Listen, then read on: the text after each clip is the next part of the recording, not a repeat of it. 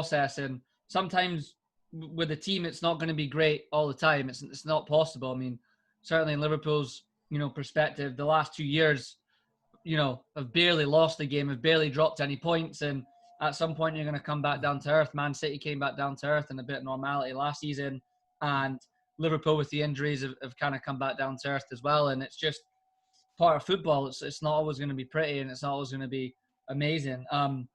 Man City as well. Last few games, I don't want to get ahead of myself here, but they look like they've started to pick up a little bit form and look a bit more like the team that we've seen Scotty in the last kind of year or two. Yeah, Man City massively. Yeah, they had that game the other week where they had a fresh set of legs, and they look back to the same speed and the same quality they had that you think City are for the last few years. Knocking it about better, like you watch them now, and you're like, right, it's a pep team, because you watch them and then passing teams to death in a moment. But with their swagger though, they never had that before. They're also defending like pretty decent at the moment. And they've hit like a rhythm and a groove. Like they've had kind of their bad patch. They've hit a point now where you can watch them and you're like, holy shit, like they've found the rhythm here. Yeah, you're worried City are going to score 4 or 5 goals every game again. Yeah, I think they'll start.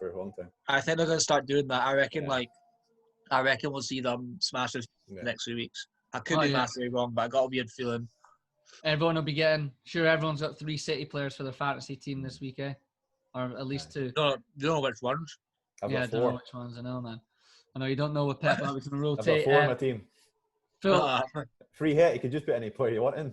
Just go for it, mate. Everyone. Whole City team.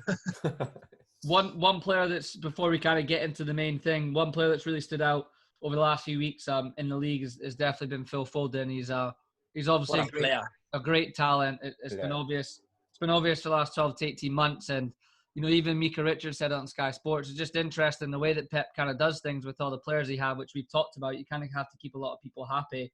He just doesn't, even when he plays well, he doesn't seem to get a big run of games in a row to keep going on improving it, which you need to get to the next level. He's such a young kid. He needs to play more. But I think that's him played maybe 3 games in a row now, and I fully expect him to play against Brighton this week as well. And I mean, if he does that, he looks like some player. Like, you think he goes Sterling, Foden, De Bruyne again? Sterling's got a knock, is he not? I think Sterling might be fully fit. Who knows?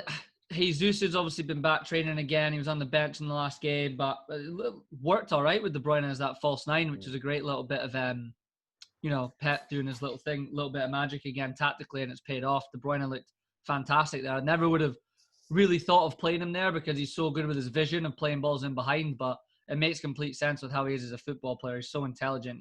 Roy Keane and all those, and Souness and that were just jizzing over him on Sky Sports that night. When they played, who was it that they played, Matthew, that game? We were watching it. It was Chelsea. It was a Chelsea game. Oh, yeah. Yeah, he was absolutely phenomenal in the false 9 position. But yeah, it looked like they picked up a little bit of form, and you can see it in their playing and their presence, that they look like they've got a little bit back.